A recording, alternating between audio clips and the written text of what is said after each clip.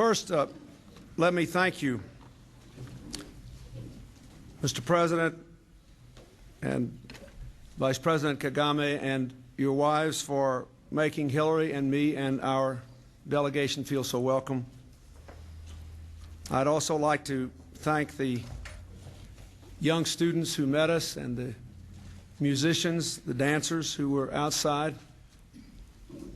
I thank especially the survivors of the genocide and those who are working to rebuild your country for spending a little time with us before we came in here. I have a great delegation of Americans with me, leaders of our government, leaders of our Congress, distinguished American citizens. We are all very grateful to be here. We thank the diplomatic corps for being here, the members of the Rwandan government, and especially the citizens. I have come today to pay the respects of my nation to all who suffered and all who perished in the Rwandan genocide. And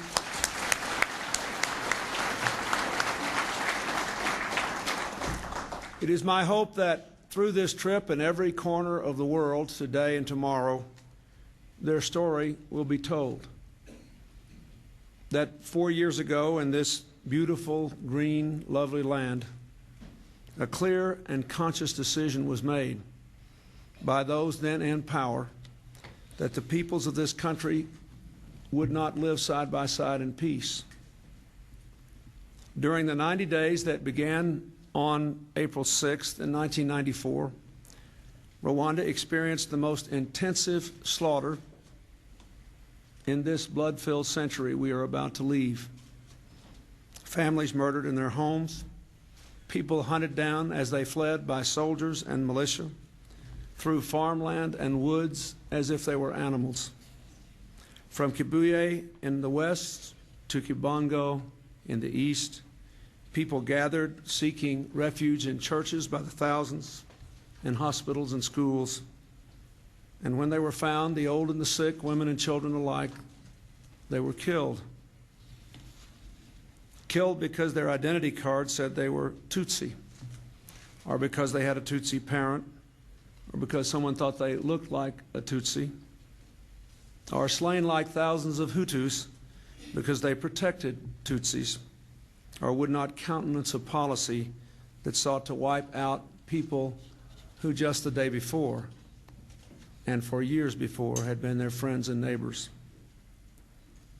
The government-led effort to exterminate Rwanda's Tutsi and moderate Hutus, as you know better than me, took at least 1 million lives. Scholars of these sorts of events say that the killers, armed mostly with machetes and clubs, nonetheless did their work 5 times as fast as the mechanized gas chambers used by the Nazis. It is important that the world know that these killings were not spontaneous or accidental.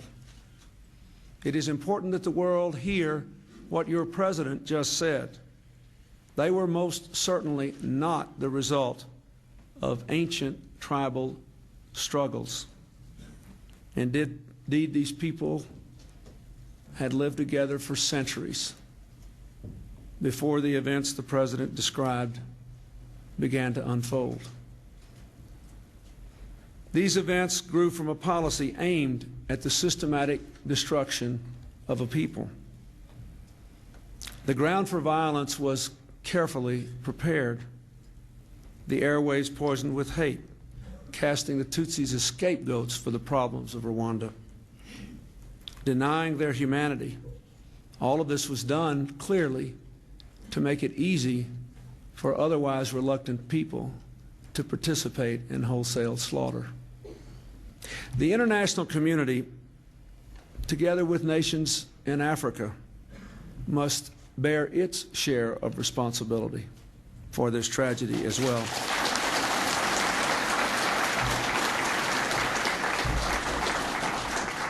We did not act quickly enough after the killing began. We should not have allowed the refugee camps to become safe haven for the killers.